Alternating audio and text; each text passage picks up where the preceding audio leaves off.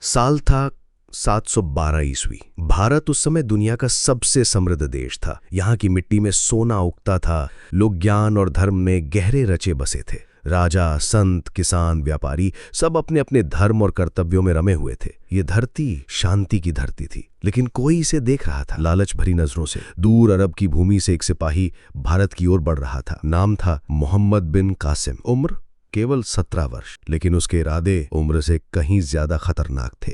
उसे आदेश दिया गया था, भारत को जीतो, सिंध को अपने कब्जे में लो, और वो अपनी सेना लेकर चल पड़ा। उधर सिंध में था राजा दाहिर, न्यायप्रिय, बहादुर और जनता के बीच लोकप्रिय। राजा दाहिर जानता था कि अरब से कोई खतरा बढ़ रहा है, लेकिन उसे विश्वास था कि जब तक सिंध के बेटे जिंदा हैं, दुश्मन इस धरती पर पैर नहीं रख सकता। लेकिन ये सिर्फ युद्ध नहीं था, ये एक बड़ी साजिश थी। एक दिन समाचार आया कि अरब की सेना सिंधु नदी पार कर चुकी है। लोगों में डर फैल गया, गांव खाली होने लगे, बाजारों में सन्नाटा छा गया। लेकिन राजा दाहिर ने कहा, युद्ध से डरने वालों को इतिहास कभी याद नहीं रखता। राजा ने अपने सैनिकों को बुलाया, सेनापति से कहा, हम अपनी मातृभूमि की रक्षा के लिए अंतिम सांस तक लड़ेंगे। सिंधु के किनारे भयंकर युद्ध हुआ। बिन कासिम की सेना बड़ी थी, अच्छी ट्रेनिंग थी, नए हथियार थे। राजा दाहिर की सेना छोटी थी, लेकिन उनके दिलों में आग थी, देशभक्ति की आग। घोड़े दौड़े, तलवारें टकराईं, बाण बरसे, धूल और खून से धरती लाल हो गई।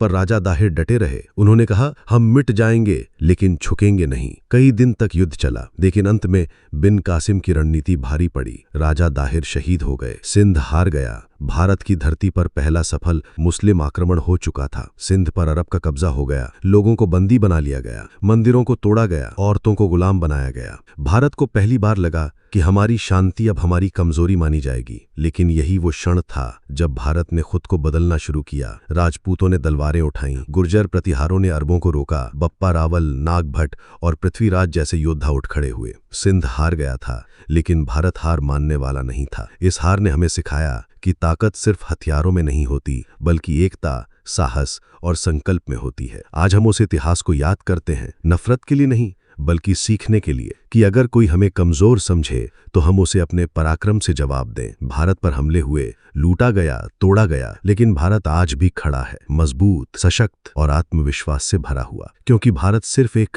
भूखंड नहीं है, भारत एक भावना है, एक विचार है, एक आत्मा है जो कभी मर नहीं सकती। जय भारत, जय वीरता, जय इतिहास।